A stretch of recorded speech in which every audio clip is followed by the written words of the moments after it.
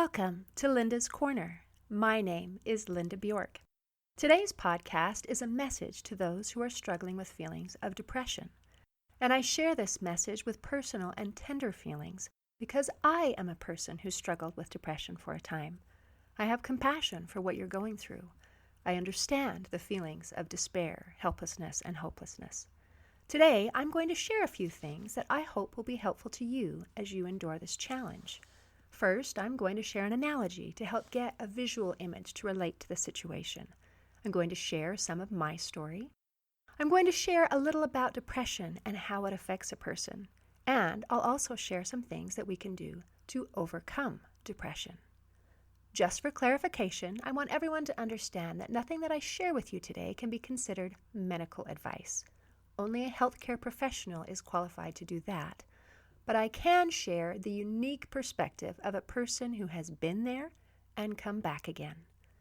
I want to start with an analogy to give a visual description and some perspective on the challenge that you are facing.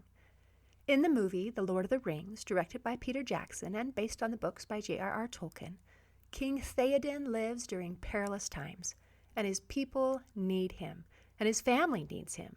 But he is rendered useless for a time because he is under a spell. He doesn't care about things that he should be caring about, like the well-being of his family or his people. He can't think clearly or rationally. He is trapped until he is freed from the spell by Gandalf and he becomes his true self again. We're going to liken this story to dealing with depression. A person dealing with depression is not their true self. It's like being under a spell that affects thinking and decision-making. Another example is in the show Stranger Things, where Will Byers is taken over by the Mind Flayer. It's a similar scenario where a person is under the influence of a powerful force that makes it so they're not their true selves. I hope you're familiar with at least one of these examples because they offer a lot of insight into living with depression and the experience of healing from depression. In both of these stories, King Theoden's release and Will's exorcism, there is a great internal battle before they are free. Likewise, the process of working through emotional difficulties toward healing can actually feel worse for a period of time than it was when the person was just depressed. Healing can be a battle. And even though King Theoden and Will Byers will admit that the battle was hard, they would both agree that afterwards it was worth it. Another thing that is interesting to notice is that in both of these cases, the person under the dark influence was not able to get out on their own. They needed outside help. This is also true with healing from depression. I don't think it's possible to get out entirely on your own. Depression diminishes hope and motivation. It attacks your very soul by replacing your thoughts, feelings, and desires with apathy and despair. We need help and support to get out of depression. Depending on your situation, that help may come in the form of professional help and medication, or it may come in the form of learning and consistently using emotional wellness techniques, or a combination of those things. But in any case, we need outside help to keep us motivated and accountable. It's just the nature of the beast. For me, that help was a mentor who taught me and gave me assignments and held me accountable. I could not have healed without her help. So, I'll quickly share my story. All my life, I've tried to be happy and optimistic and friendly. I never thought I'd ever have to deal with anything like depression or social anxiety. But life has a way of throwing things at you that you weren't expecting. For me, I had a series of life events that flattened me. Everybody has problems, and you deal with them and you go on. But sometimes there are things that just seem beyond our ability to bear, and that's what happened with me. I was overcome with grief, sadness, helplessness, and hopelessness. It was as if I slid into a dark pit that was so deep that no hope or happiness or sunlight could enter. There were no windows or doors in this deep pit of despair, and I couldn't see any way out. It felt totally and completely hopeless. I thought that this was my new reality, this was as good as it was going to get, and the best that I could do from this point on was to endure in misery for the rest of my life. During this time, I could see a beautiful sunset or hear a child's laughter and feel absolutely nothing. Happiness doesn't come from our circumstances. It comes from within. And I was completely empty inside. This is not just an emotional issue. It occurs on a neurological and molecular level. I'll pause in my narrative for a moment and explain some of the scientific reasons for this. Depression is complex, but some practitioners classify depression into two broad types: endogenous or chemical depression, which is thought to reflect some kind of chemical imbalance in the brain, and exogenous or external depression, which is thought to arise from an external cause like a traumatic life experience or stress. Some physicians believe that depression arises from a belief that we're powerless to solve our problems. Basically, what this means is that depression can start from internal chemical imbalances or external sources like stress, worry, discouragement, or a combination of those. In my case, the initial cause was obviously exogenous or externally caused by unpleasant life events coupled with the belief that I was powerless to solve my problems. But in all cases of depression, including those originally based in external causes, it becomes a chemical issue. Through MRI scans, we now have proof that changes in thinking can cause measurable changes in brain chemistry and function. Prolonged sadness and feelings of hopelessness create chemical changes in the brain. Let me explain that a little further. Our brains have a system of rewards that bring pleasure and help us feel good. There is a part of the brain that we call the reward center, and when we experience something pleasurable, there are neurotransmitters like dopamine, which flood our neural pathways in the reward center, and that makes us feel good. Those good feelings are created by a chemical reaction in the brain. But our brains are instruments of balance, and we have another system that exerts a restraining force. This system, called the nociception modulatory system, is a key to how the brain modulates pain. The neurons in this system emit molecules called nociceptin. Nociceptin suppresses dopamine and shuts it down. If the brain is producing an abundance of nociceptin, it neutralizes feelings of joy and happiness and restrains motivation. The bottom line is that there is a valid neurological reason that a depressed person feels the way he or she does. It's not just in their head or a simple case of needing to snap out of it. The problem is not just emotional. It takes place on a neurological and molecular level. And there's more. The natural processes of the brain can make depression become progressively worse over time if it is not stopped. Let me explain. There is a network of neurons located in the brain stem called the reticular activating system, or RAS, which is the gateway into the brain. All of the sensory information that we encounter first enters through the RAS, which determines where to send it. The reticular activating system acts as a filter so that we don't become overwhelmed by an overload of information. The job of the RAS is very important because it is estimated that the human brain takes in 11 million bits of information every second. But on average, we're only consciously aware of 40 bits of information per second. So when I say that the RAS filters information, I'm not talking about filtering out a little bit of information. I'm talking about a major filtration process, reducing input from 11 million down to 40. It is the job of the RAS to decide what is important and what can be safely ignored.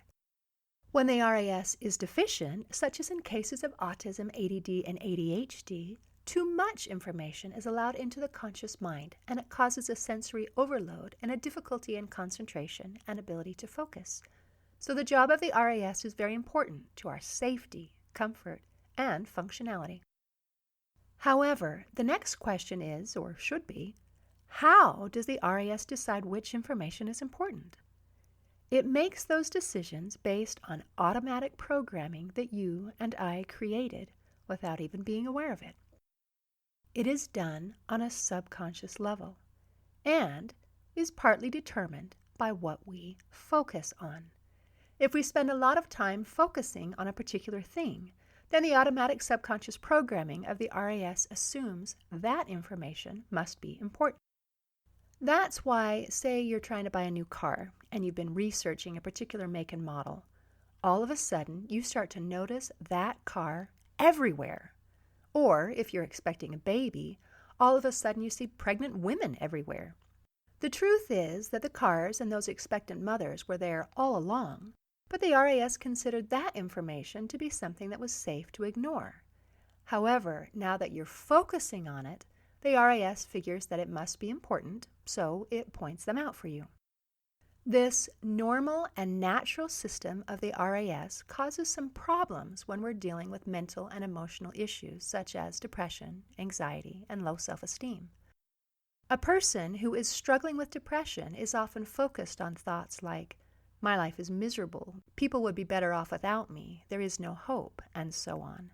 A person who is struggling with feelings of low self-esteem often has circulating thoughts like, "I'm not good enough, nobody likes me, I'm a failure," and so on. Because these are the predominant thought patterns, the RAS uses this as the basis for determining what is important. This means that anything that doesn't support those negative feelings are filtered out, and the only information that enters the conscious are those things that support the depression, anxiety, low self-esteem, failure mentality, and so on. This strengthens and builds on the problem by continually adding evidence that the feelings of depression or low self-esteem are valid, and the situation becomes progressively worse. Furthermore, to add insult to injury, the feelings associated with depression have been shown to be addictive. They want to grow, and they want to stay, and they're really hard to get rid of. It totally stinks. The cards are stacked against us, and it's really hard. I know how that feels. I was in a dark place where I could not experience joy, and it was awful. I could only see the negative in life and in myself. I had boatloads of evidence that supported my thoughts that there was no hope, people would be better off without me, and so on. I was miserable, and I couldn't see any way out. I felt hopeless and powerless, and those are not good feelings. Now, some people hide their depression, and some people broadcast it in hopes of gaining validation or sympathy from the outside. I was the kind who hid it, and I hid it well. Very few people knew that I was dying on the inside because I made every effort to put on a good face. I thought that this was my problem to deal with and mine alone. I didn't want anyone else to know that I was struggling. I didn't want anyone else to talk to me about it. I just wanted to be left alone. This is a common feeling with depression. We feel like it's our problem and everybody else should just mind their own business and leave us alone. And that seems perfectly logical. After all, we have the right to do or say or feel whatever we want, as long as we're not hurting anybody else. But the problem is that depression does hurt somebody else. It actually hurts a lot of people. Your depression hurts every person that you live with. It hurts every person that you work with, and it hurts every person that cares about you. From the inside, it's hard to see that, but it's true. And that changes things. It's not just our problem anymore, because there are other people involved. If you happen to have a loved one who gets mad at you because you didn't take your medication, for example, that is because your attitude and behavior is affecting them. You may not notice a difference, but they do. If you don't want to take it for yourself, then at least do it for them. This is not just about us anymore. We have a greater responsibility to do something about it. I learned that my depression was hurting other people when my husband called me to the carpet, so to speak. He made me sit down and listen to him read an article about depression. He demanded that I admit to it and get help. He emphasized that couples with a depressed spouse are 9 times more likely to divorce and ended with a threat that he had had enough and he was done. I hated it. I hated every second of it. However, I kind of needed it. He held me accountable for my behavior and awakened me to the possible consequences. Now, I did not magically change because he told me off, and I can't say that that's the best way to do it. But after I escaped the room and had some time to think about what he said, it did have an effect. For example, I could no longer assume that my problem wasn't affecting anybody else, because he made it quite clear that it was affecting him, and he didn't like it. I also had to think about the possible consequences. I could lose my marriage and my family, and that was really scary. I realized how serious the consequences might be. It was a wake-up call. The other thing that acted as a catalyst for change for me was an invitation from my sister. She is trained as a mentor and life coach. She invited me to attend a women's retreat that she was hosting. I remember a phone conversation we had about it. I expressed some hesitation about attending, and she didn't try to force or guilt me into going. Instead, she said, "You don't have to come if you don't want to. This isn't about supporting me. It's about people who want to come and learn how to be happy and get more out of life. I would never force anybody to come." How can I describe the relief that coursed through my body at being given permission that I didn't need to go? I had a choice. That's what I needed to hear, although I didn't know it until that moment. Then she continued, "I'll be teaching about tools that people can use to increase energy and happiness and how to achieve goals and experience the joy of success. It's going to be awesome. Does that sound like something that you might like?" She had something of value to offer me, something I needed, and she gave me a choice. Remember that some physicians believe that depression arises from a belief that we're powerless to solve our problems. My sister's invitation was empowering. Giving me a choice was empowering. Offering to teach me what I could do to become happy was empowering. She didn't try to take over. She didn't try to fix me. She showed trust and confidence in me. She believed in me. She believed that I could do something about my situation. And I trusted in her belief until I had enough confidence and success to believe in myself. It wasn't all sunshine and roses. She also held me accountable in every way, and it was a long, painful process. But it worked. The process consists of a series of small positive action steps done consistently. Let me explain a little bit about why that works. I mentioned earlier about the chemistry of the brain and the natural processes of the brain that may cause depression and keep us in depression. In order to get out of depression, we need to successfully do two things. First, we need to alter the chemistry in our bodies and our brains. And second, we need to redirect the focus of the reticular activating system, or RAS, so that it doesn't filter out all of the positive and only allow discouragement, hopelessness, and depression inside. We need to change that automatic programming of the RAS so that it allows positivity, happiness, and hope inside. Let's start with the chemistry of the brain. I already explained that there is a valid physiological and chemical explanation for feelings of depression. It's not just a matter of snapping out of it.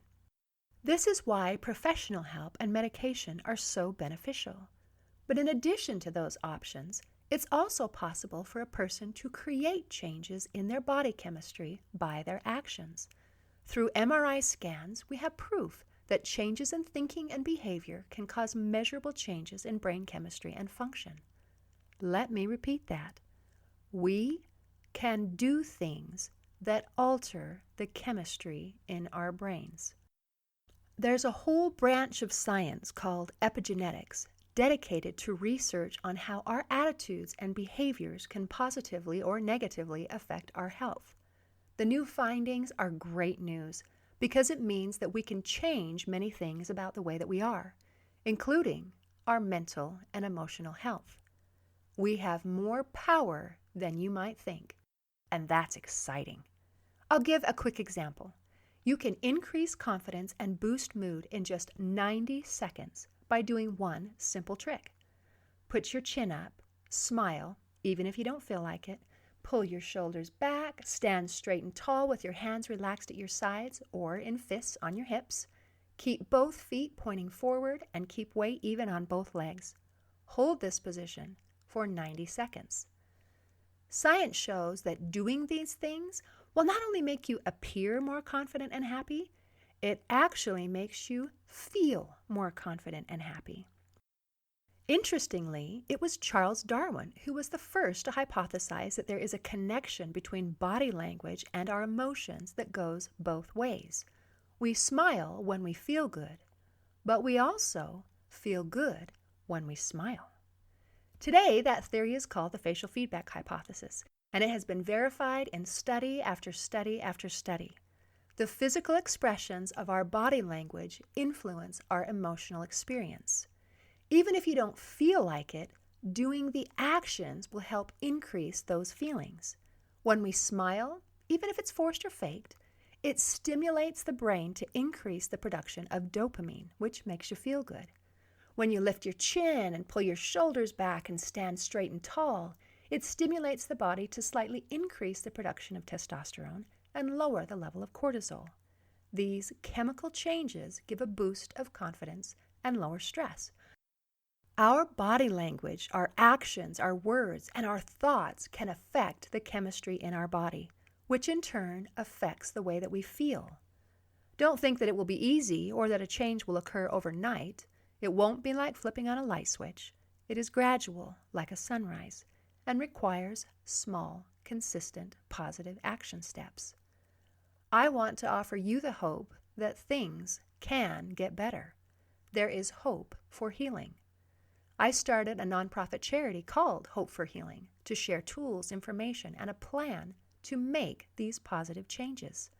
We have free information and free and low-cost resources to help make these positive changes that will affect the chemistry in our brains, which in turn affects the way that we feel. There is a way to become happy again. One of the most important aspects of healing and recovering from any mental or emotional issues is the belief that change is possible.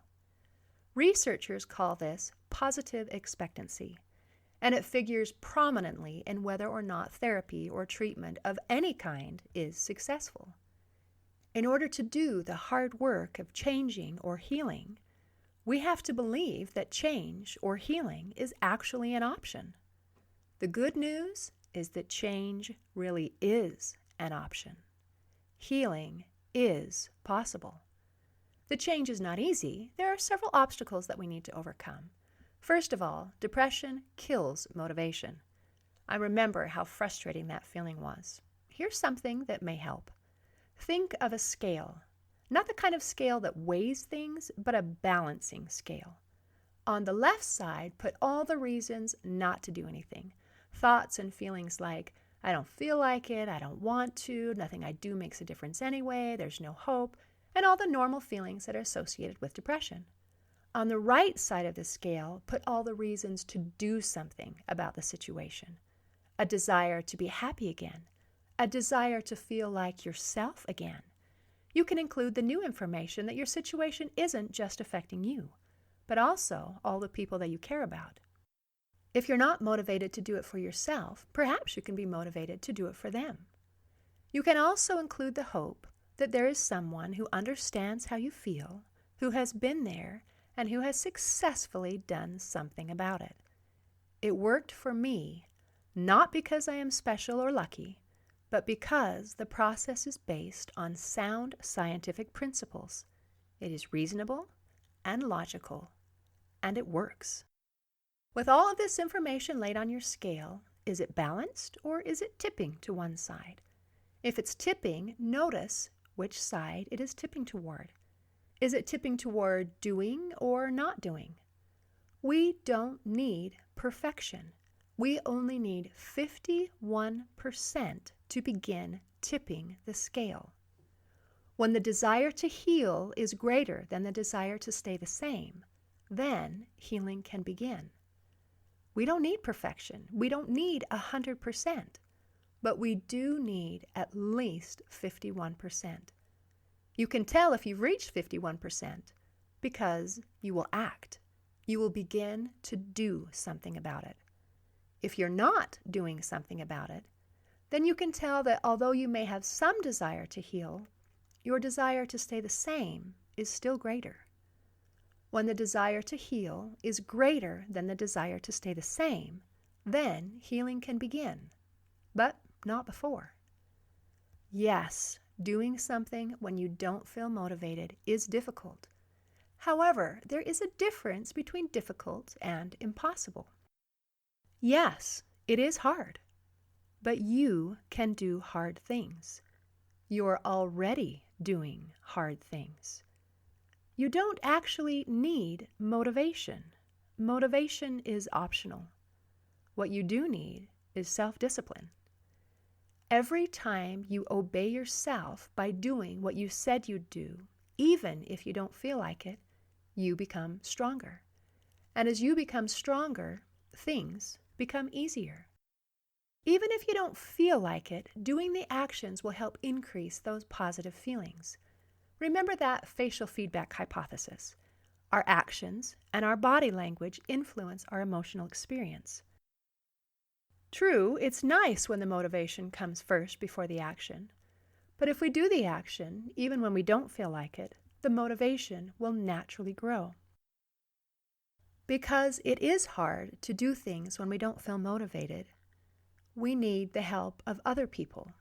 It's our fight. No one can do it for us, but they can support us, and that support is vital. For me, I had a mentor, my sister, who taught me, gave me assignments, and held me accountable. Every day I reported to her with a simple text that said, "I did it." And because I knew that I had to report to her whether or not I did it, I followed through. We repeated that process every day until I was strong enough to do it on my own. In addition to the challenge of overcoming the obstacle of lack of motivation, there is another challenge that a person trying to heal will have to face. Remember in the examples of King Theoden and Will Byers, there was a battle before they became free. In fact, for a while it was worse than it was when they were just under the spell or the power of a dark influence. Unfortunately, the same is true for healing from depression. For a period of time, it will be worse than just being depressed. You will hit a wall, and it will not be fun. I made another podcast about hitting walls and first aid kits. I invite you to listen to that podcast as well. But I'll briefly explain why we hit that wall, how to get through it, and what it was like for me when I hit it. Remember that I explained about the reticular activating system, or RAS. It has a job to do, and it takes its job very seriously. When you are depressed and the focus is on being miserable, discouraged, and hopeless, then the automatic programming of the RAS figures that these are the things that are important. So it filters out anything that isn't miserable, hopeless, helpless, discouraging, and so on. Furthermore, when we make a conscious effort to say or do something that is contrary to the current subconscious programming, the subconscious considers this a dangerous threat and sends out a warning that in order to be safe, you need to go back. When that warning hits, it feels like running into a brick wall, and people naturally give up. When I was going through this process, I hit that wall immediately, and I wanted to give up on day one. It's difficult to adequately describe, but it literally felt like I was going to die. I felt all the emotional and physiological symptoms as if my life was being threatened, and my subconscious warned me that the only safe option was to quit and go back. It was awful, indescribably awful. Fortunately, I had been warned that this would happen, and so I knew what to do. To get through that wall, I used one of the tools in my emotional first aid kit. An emotional first aid kit is just a list of simple tools or actions that can cause an immediate, although temporary, positive effect, like singing, for example. And that's what I did. I cranked up one of Shakira's songs called Try Anything from the movie Zootopia and sang along. I'll quickly explain why singing would help. Singing has been scientifically proven to lower stress, relieve anxiety, and elevate endorphins, which make you feel uplifted and happy. It helps relax muscle tension and decreases the level of the stress hormone cortisol in the bloodstream. It can also help take your mind off your troubles and boost your mood. Research shows that our brain waves actually synchronize somewhat with the rhythm of the music, which can help calm us down or boost our energy and motivation, depending on our need and the type of music we're using. In addition to these benefits, scientists have identified a tiny organ in the ear called the sacculus, which responds to the frequencies created by singing. The response creates an immediate sense of pleasure, regardless of what the singing sounds like, so you don't have to have an amazing voice to feel the positive effects of singing. Participants in one study showed significant decreases in both anxiety and depression levels after 1 month of simply adding singing to their daily routine. Listening to music and singing are powerful tools in our arsenal to fight against depression. In my case, when I hit this wall, singing a song through once wasn't enough. I had to repeat it 3 times before the feelings of panic that my life was in mortal danger subsided, and I knew that I would survive. Depending on the situation, you may need to sing it more than 3 times, and that's fine. The remedy is surprisingly simple, but it takes some courage to follow through. Remember, I was in a situation where I literally felt like my life was being threatened and that I was going to die. And the correct response to those feelings was to sing a song? Really? That felt so counterintuitive. Think about it for a minute. If you're watching a movie and a monster is chasing somebody, they don't jump out and sing a song. They hide or run away. If they sing a song, then the monster will find them and eat them. But if they hide or run away, there's a chance of escape. The natural response when you're feeling threatened is to hide or run away. It takes courage to do something different. It gets easier when you've tried it a few times and know for yourself that it works, but it's challenging, especially at first. Walls are going to happen. It's not a matter of if, but when. And there will likely be more than one. But there are ways to push through these walls and keep going. When you push through, you become stronger. But I need to warn you that if you give up, the walls become stronger. If we continue to push through these walls and keep going, then our thoughts and feelings slowly change, and the RAS naturally adjusts its programming to allow positive input without fighting or outright rejecting it.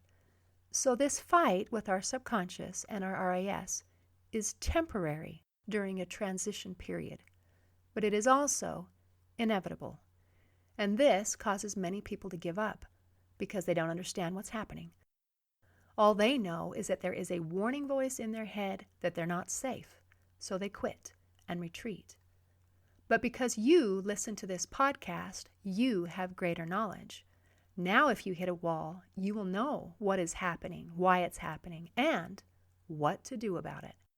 This knowledge empowers us to be able to get past roadblocks that might impede our growth, progress, and healing. You can do this, and I promise that it's worth it. Both King Theoden and Will Byers would agree. The battle is worth the effort. Before I close today, I need to talk about the potential of suicide. A person who is depressed often has thoughts that the world would be better off without them. When I was in my dark place, I had those thoughts a lot. Sometimes talk of suicide is just voicing a thought. Sometimes talk of suicide is used to manipulate other people. And sometimes a person means to actually do it. Any talk of suicide should be taken seriously. These are not words that should be thrown around lightly.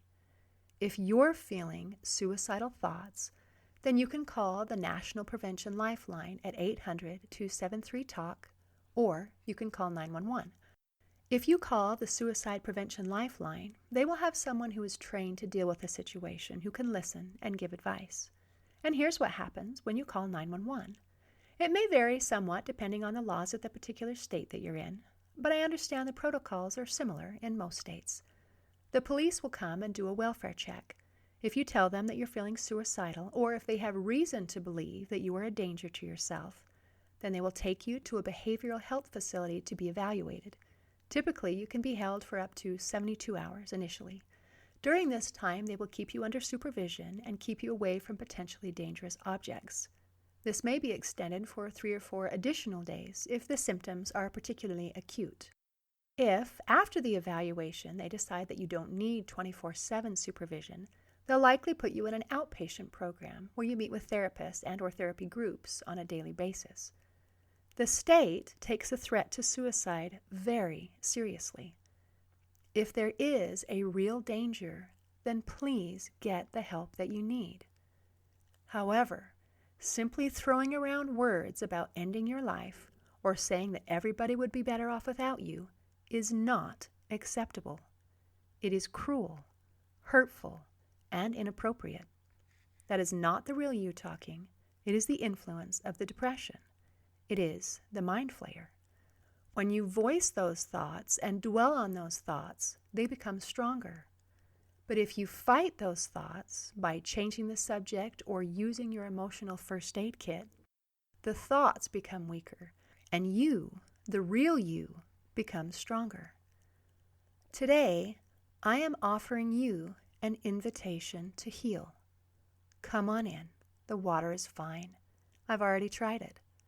Remember that when I was in my dark place, it was as if I slid into a dark pit that was so deep that no hope or happiness or sunlight could enter.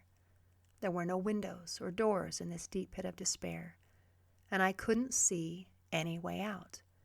It felt totally and completely hopeless. I thought that this was my new reality, this was as good as it was going to get, and the best that I could do from this point on was to endure in misery for the rest of my life. I would still be in that dark place today if my sister hadn't offered me a ladder to climb out of that hole. She saved me. I still had to do the work, but she taught me what to do. She gave me hope that I could do something that would make a difference, and she held me accountable. I am offering you a ladder to climb out of the darkness. You will still have to do the work, but I can teach you what to do. Remember, we need to successfully do 2 things to heal from depression and become happy again. First, we need to alter the chemistry in our bodies and our brains. And second, we need to redirect the focus of the RAS and change the programs of our subconscious. Depending on the situation, medication and professional help may be necessary to correct chemical imbalances. But in addition to these valuable resources, there are also things that we can do to alter the chemistry in our brains. The change will not be like flipping on a light switch. It is gradual, like a sunrise. The key to achieving a hopeful sunrise is consistency. We have a plan for that. The Hope for Healing program consists of organizing simple emotional wellness tools into an effective progressive schedule that includes a short morning routine, a simple daily task, and a short evening routine. Following this simple program consistently brings about significant changes in a way that a person thinks and feels. Remember that there will be walls trying to block the path, but there's a way to get through them by using the tools in the emotional first aid kit. If a person knows what is happening, why it's happening, and what to do about it, the walls become hurdles to overcome rather than prison bars. Following this process changed my life. It brought back my happiness and allowed me to become myself again. I did not heal because I am special or lucky, but because I followed a program based on sound scientific principles. This plan is a ladder to climb out of darkness and despair into the light. I invite you to climb the ladder. I invite you to learn more about how you can become happy again. I invite you to engage in the battle for control over yourself. You and your happiness are worth fighting for. I invite you to visit the website hopeforhealingfoundation.org for articles, tools, information, and a plan to win this battle. In closing, I'd like to share 2 quotes. The first is by Anthony DeMello. There is only one cause of unhappiness: the false beliefs you have in your head, beliefs so widespread, so commonly held, that it never occurs to you to question them. The second is by the Dalai Lama. Happiness is not something ready-made. It comes from your own actions. Today, I hope you choose happiness. See you next time on Linda's Corner.